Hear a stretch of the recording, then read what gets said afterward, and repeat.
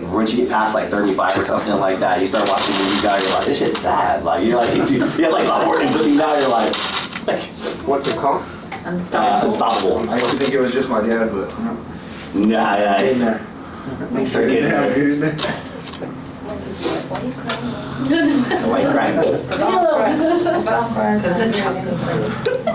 I'm telling you, Disney has the best. I feel like the old school Disney movies are always the best. Or like, oh yeah, what is it, like the ones about all the emotions and stuff like that. Just trying to get it. It's just no. Anyways, go ahead. you gonna show them something? I was going to, but it's all good. Okay. Show them later. Go ahead. Cool. I'm gonna stand right here. I'll just have you like do the slides like as we start to go. All right, guys. So yesterday was our first day talking about listings. Was it helpful? Yes. Yes. Yes, yes, yes. Okay. No, Renisha says no, it was not helpful. Okay, we'll keep coming back. It gets better, I promise. All right, so you guys know my favorite time of the day. You know what the whiteboard means. Quiz time. Okay, so remember there were 6 D's, which they call them the D's, but they don't all start with D. What were the reasons that people have for selling, like the most common reasons? Divorce. Okay, number 1. ID. Divorce, that was a big one. Death. Debt. Financial distress. Financial distress. Medical. I gotta spell correctly here. I'm on camera now. Financial distress, I heard medical, that was one. Relocation. That's right. Upgrade or downgrade. Lifestyle something? Relocation, and yep. Lifestyle upgrade, whether it be up or down. Pay attention. So you guys are good at tests as long as they're only like 6 questions. I'm gonna add these. Yeah, open class meeting. Okay, so remember, there's 6 main reasons, right? Now, when someone says they need to sell their home, and you're gonna ask, like, why, they're not gonna say financial distress, right? Like, they might say divorce, like, that one's pretty, there's no, like, when is that one? Like, it is what it is, right? But what you might hear them say is like, I can't afford my payment anymore.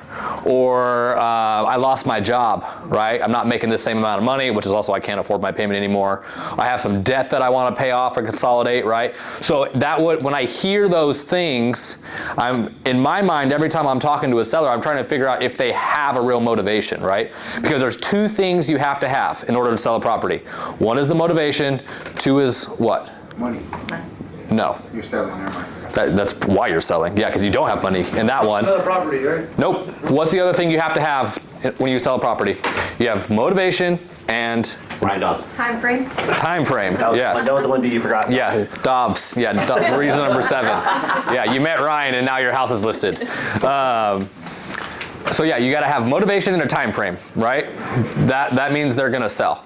And so when you're talking to people and they're saying, oh, I want to sell my property, or I want to see how much it's worth, can you tell me, let me know how much my house is worth? Your questions should all be around, okay, well, what's the reason? Like, why do you want to know what your home is worth, right? Are you thinking about selling? Are you just like trying to see like how much equity you have, right? People don't generally start asking those questions unless it's in the back of their mind that they might sell, right? Or there might be a reason. So then I try to find out the motivation, right? Like what might the reason be, and then what the time frame is, how soon they might be willing to do something. If you talk to somebody and they say they're thinking about selling and they want to meet with you or whatever, how soon or what's the time frame that you should set an appointment if it's within what? 72 hours. That's how long your appointment, yeah, you want to set your appointment within 72 hours, but like their time frame for selling, like let's say 90 days. 90 days, right? That's typically, if they want to sell within 90 days, that means you for sure want to set that listing appointment. If they say like 6 months, it might be a little too early. I'd probably still like talk to them and meet with them maybe, but your listing agreement is for 6 months. So if they say they want to sell 6 months or later, then you go sign an agreement today. By the time that comes around, your agreement's already expired, right? So you want to You don't want to go out there too soon, also because the comps will change by the time that rolls around, right? Which is what we're going to talk about today. We're going to go over running comps again. I know I've kind of done a training with you guys, kind of impromptu in the team meeting, but we're going to go over it again today because it is like, when it comes to like being a listing agent, like it is one of the most important things and skills you need to know how to do, because it is a skill. All right, there are people that have a really hard time running comps. And because of that, they're not able to like really do a good job on a listing appointment, right? So you don't want to be that. The other part is, if you don't know how much the house is worth, one, you can't tell the seller, or two, you're going to take a bunch of overpriced listings and they're never going to sell, right? Which isn't bad because you just don't make any money. It's bad because you actually lose money when that happens. You lose your time, you lose all the money that we spend in marketing. We lose money, right? Because we're paying for photos, the lock boxes, like the ops team to like do all the scheduling. So every listing costs a few $1,000s just to put it on the market, all right? If that listing doesn't sell, that's not a break-even deal. That's a we lost money deal, right? Which we do not, you can't have too many of those before going bankrupt. So you want to make sure that you're pricing the properties to sell, all right? So we're going to talk a little bit about that today. What else? What's another thing we should test them on, Gary? How long is the buyer rep good for? 9 days. 9 days? 90 days, that's right. So if you make it for 91 days on accident, what happens to that agreement? Void. It's void, it's no good, right? So you gotta make sure when you're doing your BRBCs, your buyer reps, that they are only for 90 days max, all right? What do we put on the continuation period on the BRBC and the listing agreement? It's on both agreements. 90 days. 90 days, not Jose. Someone else. Well, you answered that question, so you can't keep it. So what is the continuation period, or the safe harbor clause? The safe What does harbor it mean? clause. 2 days? Yeah, what is it? Like, what's it for? That's to, in case the day after your agreement expires, they sell the house or buy that or whatever. Yeah, what happens if they do that? So you still You get still get the commission. You're still owed the compensation, right? But what do you have to do? So on the BRBC, what do you have to do in order to still be entitled to that compensation? Write down the days, like after it expires, or no? Write down the days? No. another, like continual. There's it's very specific what the contract says you have to do within, and on the BRBC, it's with how many days after it expires. There's a certain number of days you have to do this within also for it to count. You have to give the buyer a list of all the properties that you've shown them, right? Yeah. So, and how long do you have to do that after it expires or it cancels? Within 3 days, Within 5 days. 5 days. All right, so within 5 days after it canceling or expiring, you have to give a list of all the addresses, all the properties you showed to that buyer. If they turn around and then go buy one of those properties that you showed them within your 90-day safety clause, you are still owed the compensation for that deal. Will they need to sign it anywhere or show proof that you gave it to them, or will just an email work to them, or how, or does it have to physically be handed to them? An email is probably the best way, because then we have a paper trail of it, right? We can literally go back to that if we ever like we're in that situation, be like, no, look, we did deliver this list to you. And yet, If you get them to sign something, that's even stronger, right? If you have a piece of paper and they sign that, that's an even, they acknowledged it, that's even more proof, right? But I wouldn't just like hand them a piece of paper and say, okay, you got this, right? Because then what happens if they go do it and then, let's just, worst case, you're in court, a judge asks you, so did you give them a list? Yeah, I handed it to them. And they say, did they give you a list? No. Do you have proof you gave them a list? No, right? So I always think worst case scenario, and like I always go to that, like what if I was being asked by a judge or whatever, like did I perform my duties? You always want to have a paper trail. that you can go back and show that, yes, I did tell them this on this date or whatever. And just remember, when you email them, it's going to save the communication through your follow-up boss that you emailed them. Yep. What you emailed them, the attachment you emailed them as well. So it's always there for that. Question.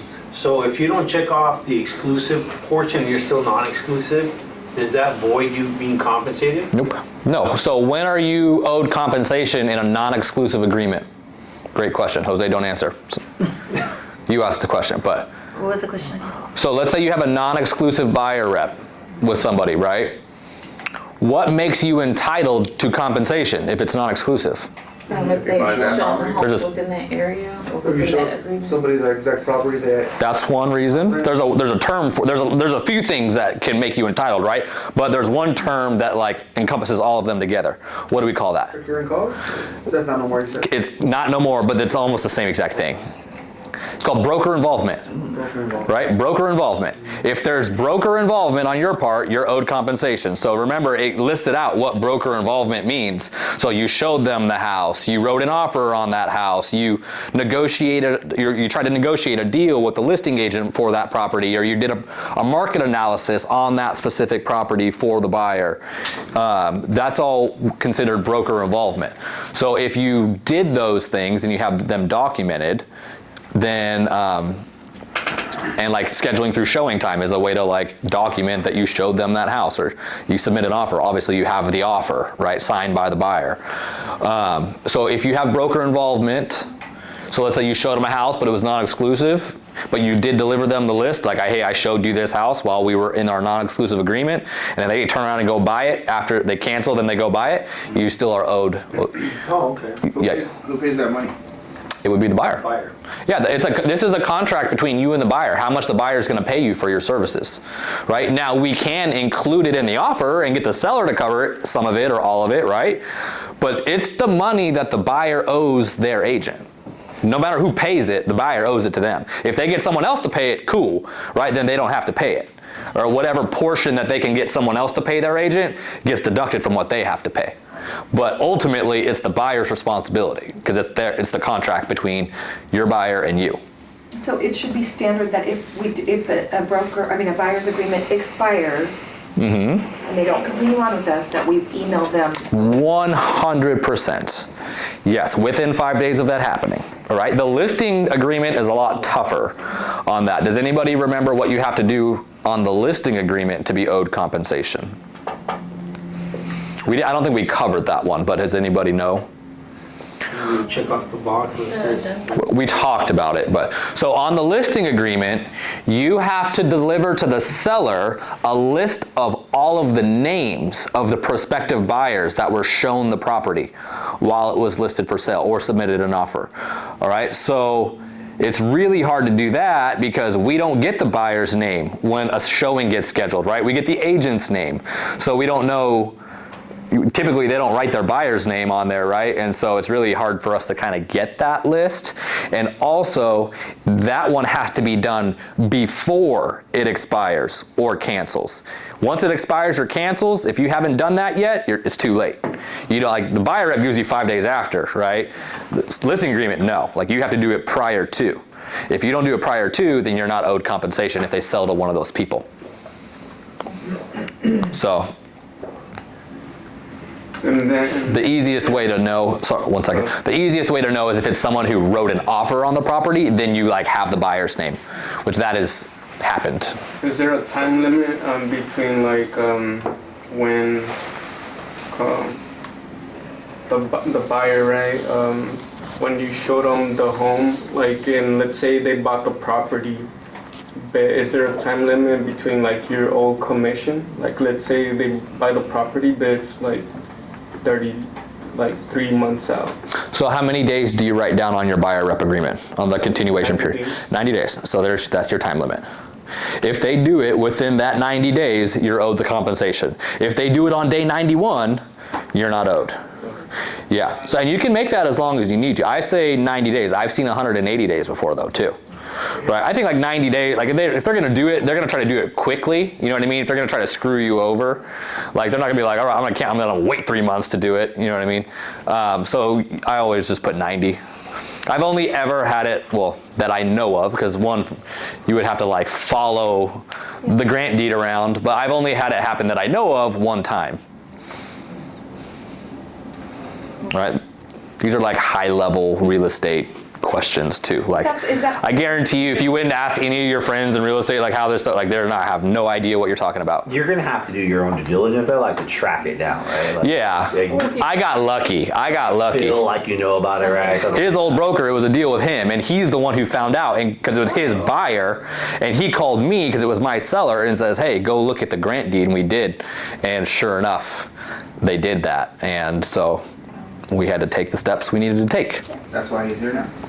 No. So let's say no, I put the deal together for them too. Did you? Yeah, remember I called you. I was like, hey, Oh yeah, that's right. That's right. Yeah, and he's like, submit this. That's yeah, because we had tons of offers. That's actually why you guys got it, because you called me. So let's say for some reason, like a year after, like you learn, you look into the grant deed for some reason, and you find out, are you still able to go into the board and try to petition that you're able to owe like commission? You're able to get commission on it? So that is totally a lawyer question. I would think so.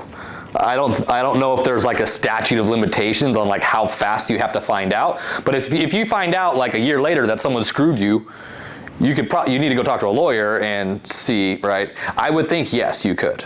Like, now if it's been 10 years, I don't know, but that's a good question. But I couldn't answer that. That's the total lawyer question. And they're going to charge me to ask it, so I'm not going to ask it. We'll ask it when it happens. All right? Yeah, because then it'll be worth it. Can't you call the... You could call CAR. Yeah. They probably answer that. Yeah, but whenever you call them, they're like, what's the address of the property? Who's the other agent? Like they ask lots of questions, like it's like in a real deal. Because I had one, when I first started, I had submitted an offer for a property out in Thousand Oaks. And it was like, that thing needed, I don't know how many freaking disclosures, because it was a trust property, it had 2 agents on the listing, and then it was, there was like an extra like 3 disclosures I needed to add, and my broker at the time wasn't available. Yeah, normal. Yeah, so I called them, and they didn't ask me for a property address or anything. Really? They do. I've called them a lot, and they always do. To me, anyways. Cool. So what else have we covered? Gary went over your guys' test with you. How do you think you did? Did you do better than you thought, or did you do worse than you thought? Just like what I thought. Or just like you thought. Exactly what you thought. Yeah, it's a lot of steps on the follow-up process. Yeah. That's why I kind of got, man, this 4 stages. Oh, okay. So I was like, damn. I mean, do we have to ask, like, detailed, like, how she, Celeste, I didn't know Celeste was going to go through this with a fine-tooth comb, but she did. Yeah, this was like a real school teacher. Yeah, she literally went through and made notes. Beto did. At least you didn't put F. How did you do? Back page I must yeah. I'm sorry, you're the one with the least amount of red, so. Everybody's front page looks Yours surprised me. When I saw yours, I was like, Mr. Blake, I was like, Yeah. I was like, No, I wrote in red. oh, you wrote you in. did it for reals? Yeah. Oh, I was like, dude, he didn't know any of these? I know. I was like, damn. I was like, he doesn't even know LP Mama? What the hell? Yeah. When I saw yours, I was like, what the fuck? Like, yeah, like, I am doing a terrible job. Like, Well, then fucking Alfonso did almost the best. yeah, He had the highest grade. Now that makes sense. okay. I was all worried until I was a rip-off. When I told you, when I said, damn, I'm surprised, you're like, good or bad? And I was like, bad. I was literally referring to his, like. Yeah, because I expected him to like fill it all in. That makes sense. Yeah, I was like, he didn't even try. Like, he didn't even answer. Okay, that makes sense. Well, I thought maybe you forgot that too, so. That's hella funny. Yeah. Oh, okay, that's a good point. So next time, make sure we tell them not to do it in red. All right, so that's good. All right, guys, so I passed out those sheets of paper yesterday. One was the UVPs, we call them the carrots. Just want to review those with you.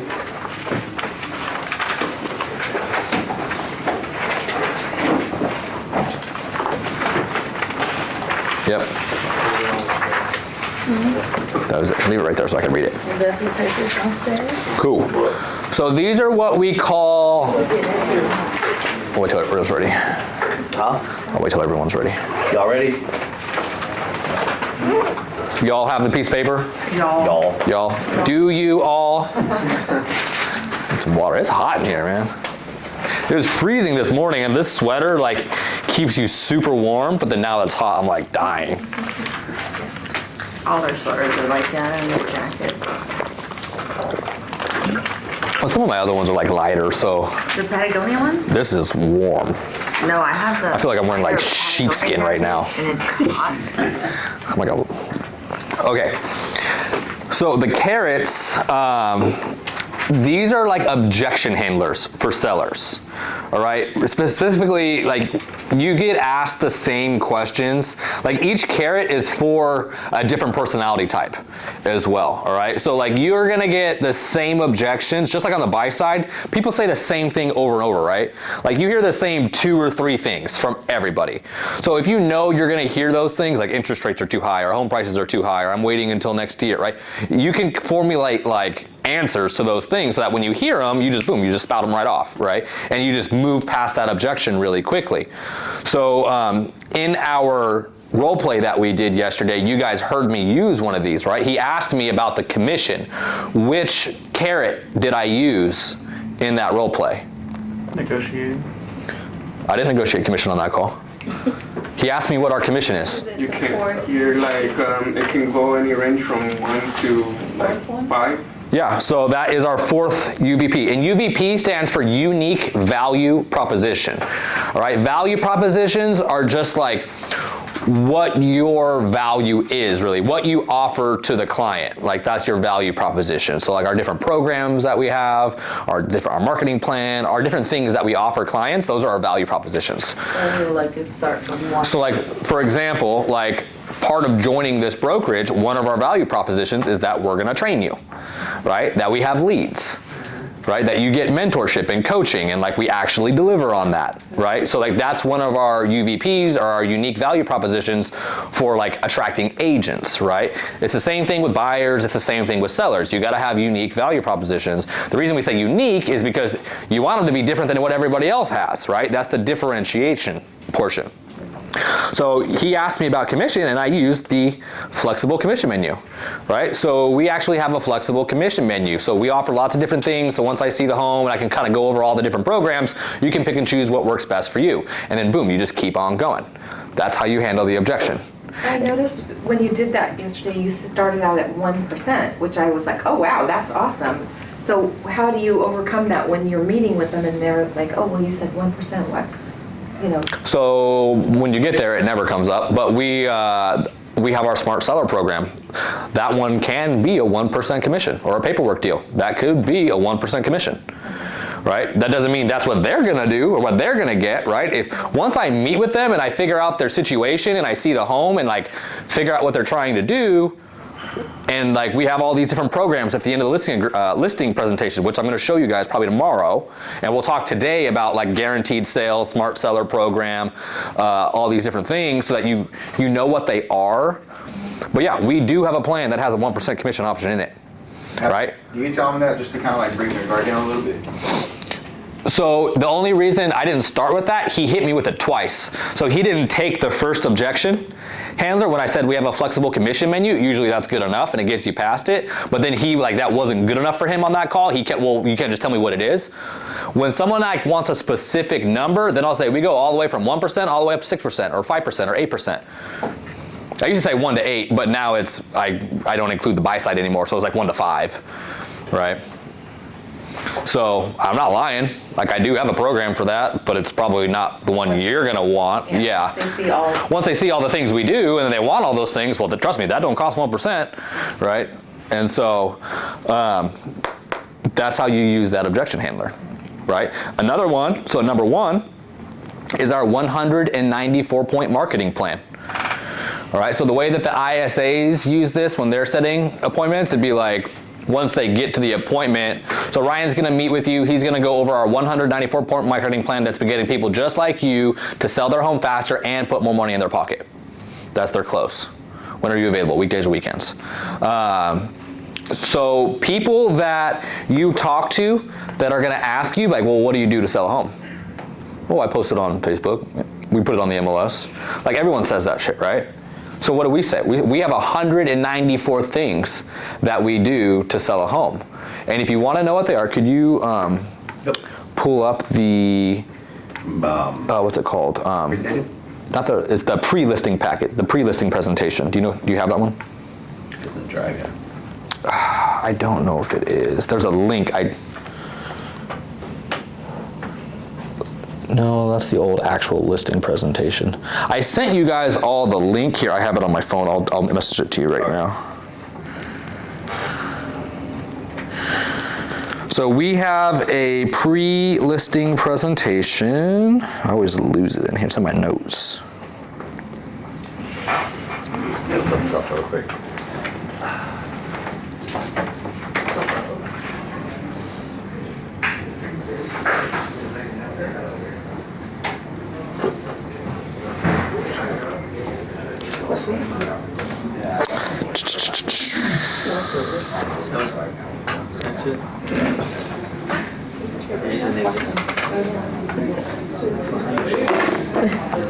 Cool.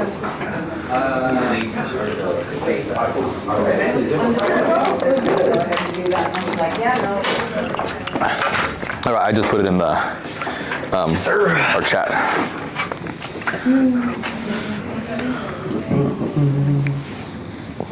You singing Elmo's World? Oh? Were you singing Elmo's World? Do do do do do do do do. I got a 2-year-old out. You know what I mean? Okay, so this is our pre-listing our pre-listing package. So like whenever we set a listing appointment, we send out confirmation text 1, which I'll go through all this with you guys later, but we send out confirmation text 1, and then immediately following that, we send them a link to our pre-listing package, right? Which is this right here. So as you go through it, I think you have to like click sideways. Okay. So just kind of skip through until you see the marketing plan. There's like, it's pretty in the middle somewhere. Is this the one that you got on the tablet? No, I like real quick. I mean, I always like to mention this, even when we like interview people, when we talk about our company. I'm always like, seeing these things here are like really important. Just to me, it's like that's brand awareness. That's exactly why we have those billboards up and commercials, right? Like, who's putting their. That's a great way for you to feel confident that we're putting the right marketing behind as a company to get these homes sold. Accolades. Our team, okay. Well, old picture. We need a new picture. yeah, I don't know who those people are, but all right. We know Angela. I know him. Yeah, you know me. All right. About me. Keep going, keep going. Keep going, keep going. Basically, this just like tells them everything we're going to talk about during the listing. But this is called, it's called indoctrination, which we'll get more into later, right? The whole point is these UVPs, right? So our 194-point marketing plan. There are 194 things that go into selling a home that we do. So when someone asks you, what are you going to do to sell my home? Well, we actually have 194 things that we do. We call it our 194-point marketing plan. And when we meet with you to see the home, like we'll go over all those things with you, right? And we actually said it to them. Like, here's all 194 things. Go do all these and try to sell your own house. Like, it ain't gonna happen, right? So when they see all, like, damn, these guys do a lot of stuff. It's setting us apart from our competition. Even just sending them anything sets us apart. But we try to be the best of the best, right? So is this a plan that you gave the Hanford sellers? This got texted to them, so keep going, just kind of, it's like 5 pages long.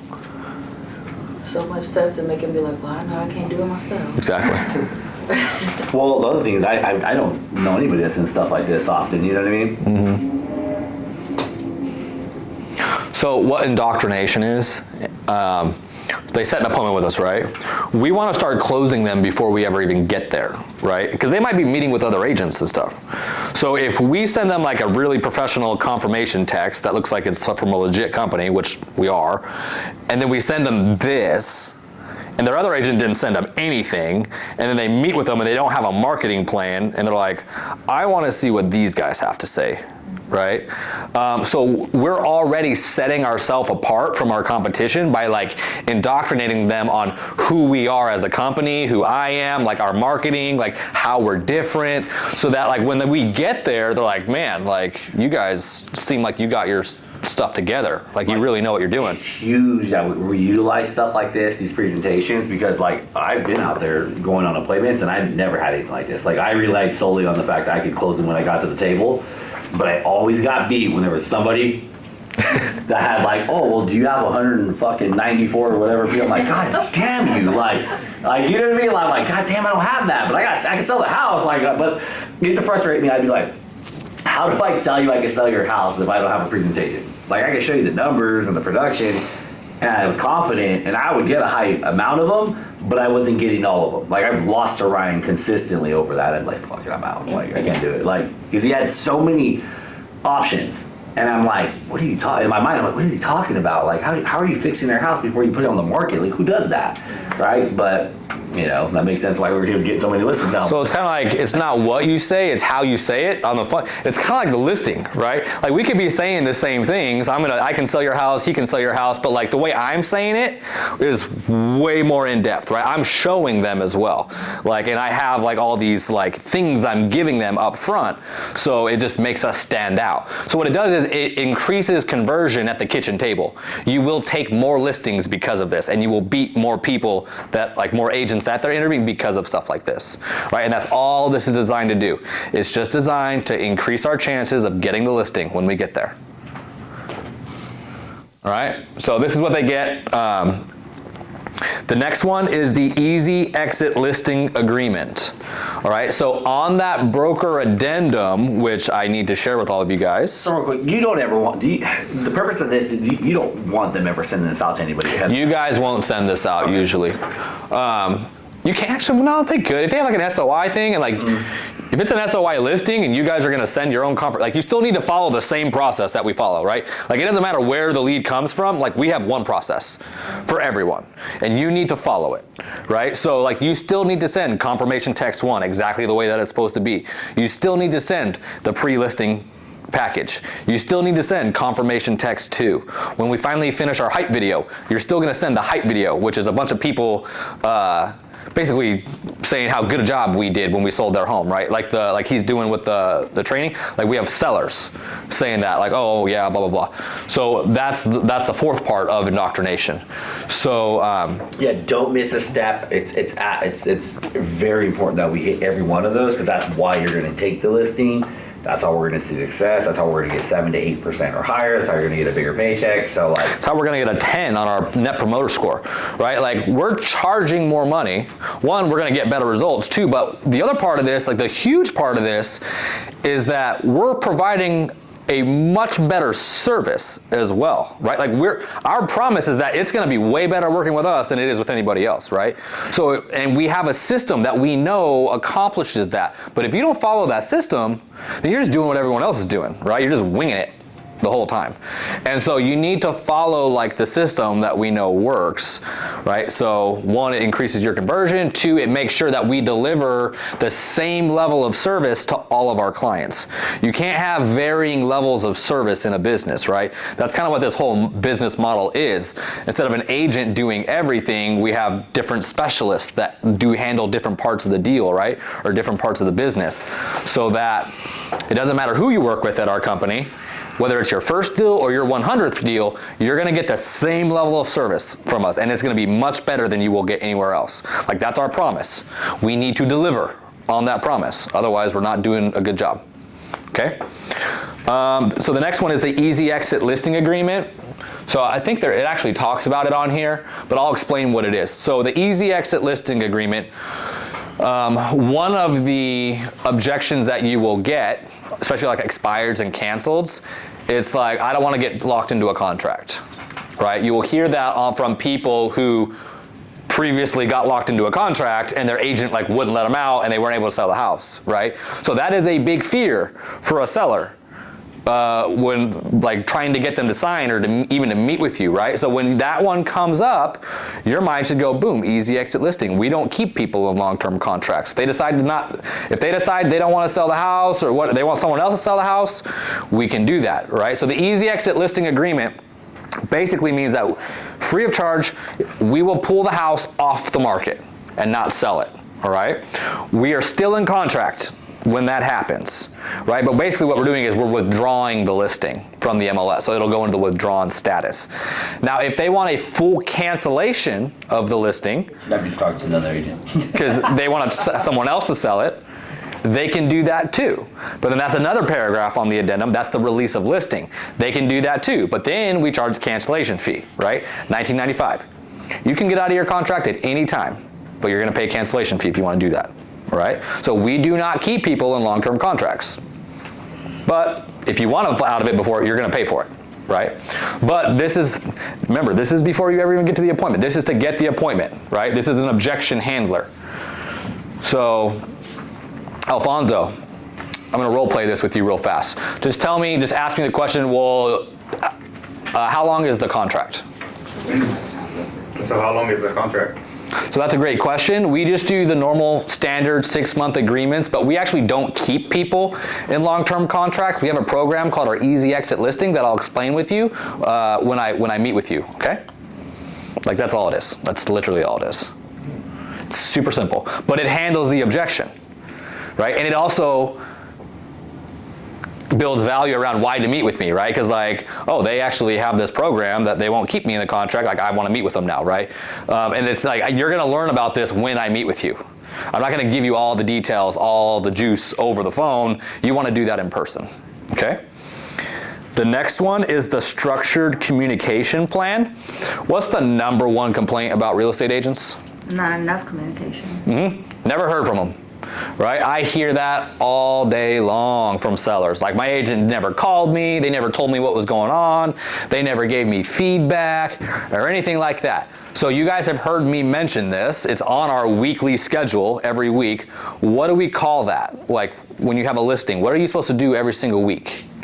Seller success. Seller success calls, right? So we have a structured communication plan. Your listing agent is going to call you at least once a week at the same time every week, right? We call those our seller success calls. The reason we do that is so that the client can never say that we never heard from you. And believe me, they are going to say that if you do not. Like we've done some survey calls, and when they don't get done, that is the biggest thing.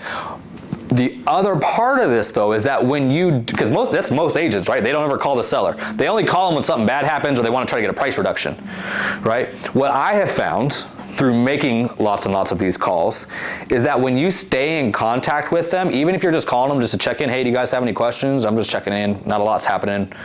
They appreciate the call. First of all, they're happy that they're even just hearing from you. And then the next time when you call them and you actually do need to ask for the price reduction, they're way more open to it because you have been staying in contact with them. But if they haven't heard from you for 3 weeks, and I'm guilty of this too, if they haven't heard from you for 3 weeks or a month and then you call them, hey, we need to lower the price, screw you, dude. Like, what have you been doing this whole month? You know what I mean? It's going to be combative a little bit. So these make your life a lot easier as a listing agent too, because you're building that relationship with them, you're staying in contact with them, and if they ask you a question and you don't have the answer right away, that's a great question. Let me get the answer and I'll get back to you, right? So you're never really like gonna get blindsided on one of these calls. Most of the time when I call them, especially in escrow, because even when you're in escrow, you still have to do these, and you're not even the one doing all the work. Those ones are easy. Hey, it's me, Deanna. I'm just calling in, checking out, make sure you're okay. Angela's been, updating me on the deal. Just want to see if you need anything from me. Nope. All right, cool. Talk to you next week. And that's all it is. And like that's an easy call, really easy call, right? So very, very important. And then the last one is the flexible commission menu or flexible commission plan. That one is going to be on the commission, right? Which you get asked that almost every single call. What do you guys charge? Great question. We actually have a flexible commission menu.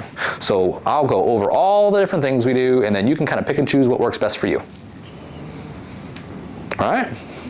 So those are called the carrots. Why do we think we call them carrots? Keeps them attracted.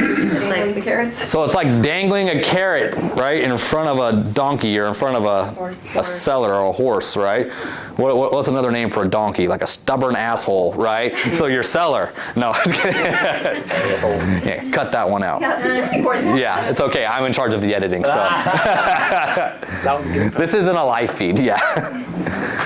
All right, cool. And then what was the other paper that I gave you guys? I remember it was important. Seller counseling interview. So we went over that. Nayeli, you had an appointment or a call yesterday that you needed to do this on right before we did the training, and then we did the training, then you went and did that call. How was it? It was good. He gave me all the... Were you able to get all the answers? Was it hard to get them? Or did they like fight you on telling you any of the information? No, he's like a sweet old man. Okay. Well, most people were pretty nice, yeah. Only like the super aggressive. Steph and asked him like, oh, well, your spouse, and he's like, I'm not married. I'm like, sorry. Yeah, yeah, you know, sometimes you want to say like, is it just you, or are you and a partner, or is there anybody else it doesn't have to be a partner, it could be, are there any other decision makers that I need to also talk to, right? That's the most easy way to find out, oh yeah, my wife, or oh yeah, my husband, or my partner, or whatever, my son, my daughter, because sometimes it's not their partner, sometimes it's their kids, which that happens a lot, or their parents, you know what I mean? Cool. All right. Let's run some comps. Any questions on any of the unique value propositions? Can it be the same for buyer's agreement? It just can be worded. Like for instance, Like which one? the marketing plan or... So when you're working with the buyer, you're not really marketing anything for them. So Well, okay, will be the listing agreement, the exit listing. easy exit listing agreement. As you said, that they can get out of this one. Of course, I'm sure the buyer can get out of it too. So the buyers, that's already built into the CAR contract. Yeah, so like if you remember on the BRBC, do you guys remember how the cancellations work? On a non-exclusive agreement, when is the cancellation, or when is the contract canceled? If the buyer tells you, I want to cancel this, when is it canceled? After the first showing. Immediately. Unless you write in the number of days, right? Which, how many days should you put there? 2. At least 2. Yeah, 2. 48 hours, I say. Like, if the buyer says, hey, you know what, I want to cancel this agreement, and they email you or text you, that way it's in writing, right? I mean, I always try to give myself 48 hours to figure it out. Like, why? You know what I mean? Can we solve this? Is there an issue? If not, cool, let them out. What about the exclusive agreement? When is that one canceled? 30 days, right? And there is a place that you can put a number also, but it also says it cannot be more than 30 days, right? So 30 is the max. So I would not change that one. I would just leave it. Cool.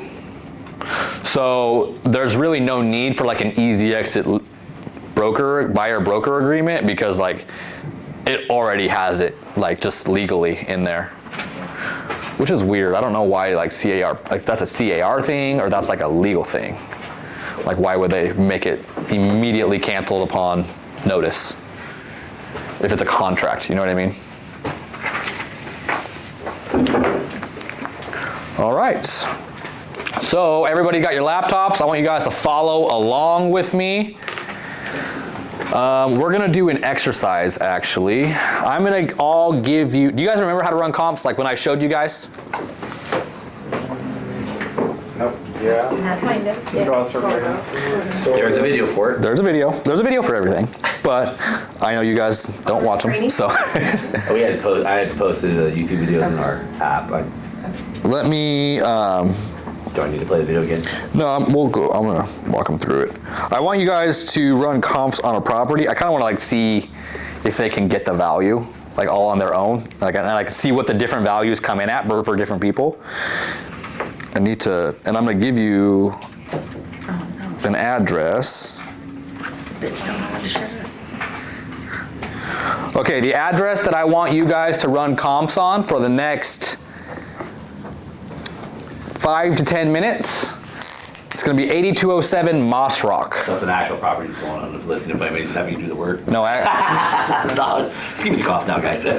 no, this is one of my houses. I wanna know what it's worth. He's all, I mean, everybody got always listening to Buddies this week. He's like, everybody needs to run a comp on this house, this house, this I know. This house. Prepare all the presentations.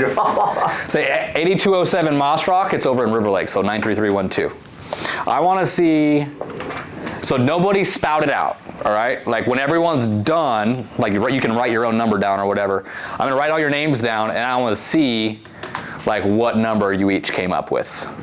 You have the Wi-Fi passcode? I don't, you can go grab it from the front desk lady.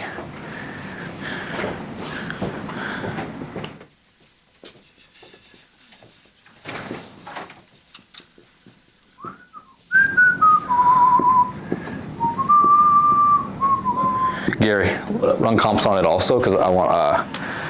I know you'll get it right, or at least close enough. Damn, bro, are you close enough? Well, you know how they vary. Like I may say like $5,000 off than you. You know what I mean? It's my house, so I'm gonna want more. Why do I feel like you charge yourself 8% commission when you sell your own house? I charged myself. That's a hard. Because you're right. I charged myself 7.5 or 9 when I sold my house.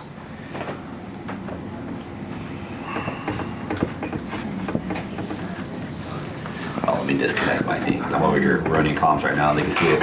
Yeah. I'm already comps. They can see what I'm doing. 8207 Moss Rock. Moss Rock.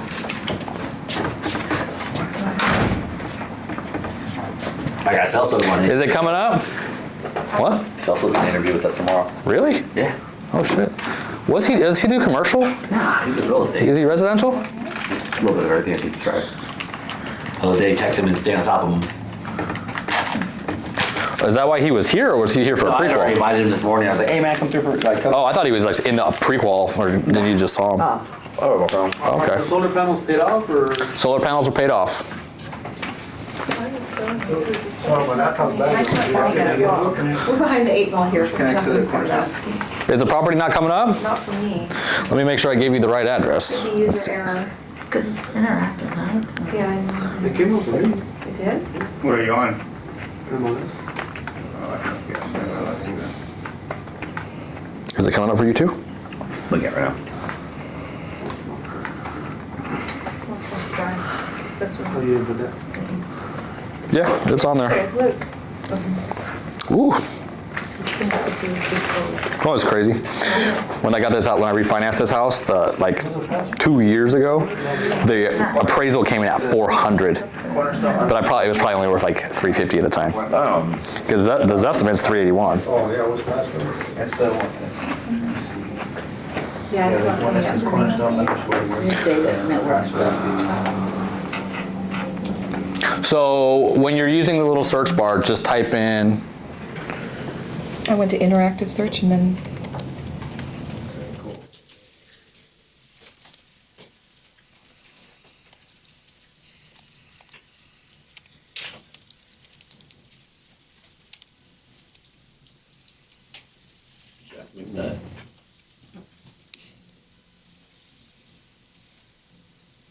Oh.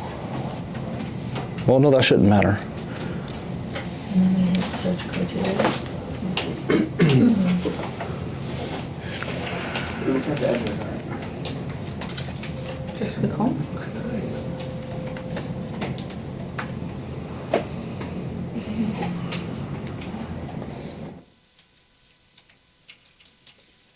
Is it always this low? No. I think it's. The Wi-Fi? Are you on the right way? The cornerstone? It's the Cornerstone underscore mortgage. Yeah, she's on the right one. Now her computer's just like loading and there's like a bar that popped up.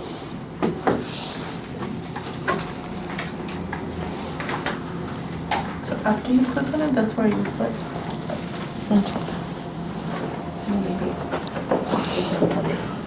So it's not gonna be an active listing, so you don't need to go. So So this little quick search bar should just pull up the listings, like when you On the top right? search it, yeah. When you just type in that address, that'll just pull up the listing. What I do is I then find out where it's at on a map, and then I open up the interactive map search and I search for homes in that area. And you can open up a second MLS window by clicking the little But it's still not coming out. button. I don't know why it's not coming up for you, because It's worse than next week. so what I'll do is I'll put like one will be the house, and then the other one will be the interactive map, so that I remember how many bedrooms, bathrooms, square footage it is, all that.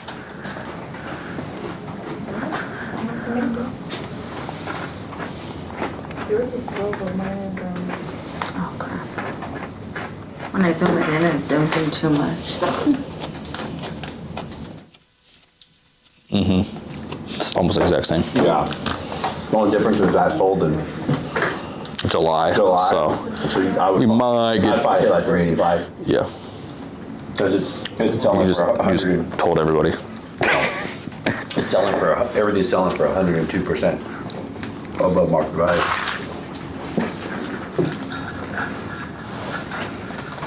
I can't It's write. like down the street from my house. Yeah, I don't know, the MLS. What's that? Can't even log on to Down the my street from my MLS. house. I bought it for 200 2 years ago. no way. They said that they were gonna do like something on the MLS, weren't they? I got a notice. I don't know. Yeah, I can't log on to the MLS. Oh, you guys can't get on the MLS? Okay, well, running comms is not going to work if you cannot get on the MLS. No, I'm on it. It says Gary's on it. Gary already. after 9 p.m. Okay. 9 p.m. That's when they're gonna start servicing. Misinformation. You guys are just trying to get I'm out. just saying it's today, but it's popping up. I don't know. Maybe it's the internet because Gary. It's working on Gary's. I'm looking right at it. I put the address in, it says zero listings found. Are you searching like active listings, or are you just typing in the top search bar? Yeah, it's working for us. Did you get it? Yeah, I already have it. Photo from. How much does Pig Solar add? So I put it in the active. Can you not tell us that right now, or? Typically, I know it depends on the panel too, right? 'Cause some- so this is what an appraiser is going to say. It just depends on what the other houses in the area that have solar are increasing, but usually like half of whatever it costs, kind of. So, and you don't see much more, like 15, maybe 20, I was thinking, like okay, yeah. 10. You know what I mean? Does this one have paid off solar? Nope. Mine does. Yeah. So you'll probably get like 10 for that. Yeah, so that's like 385, 595.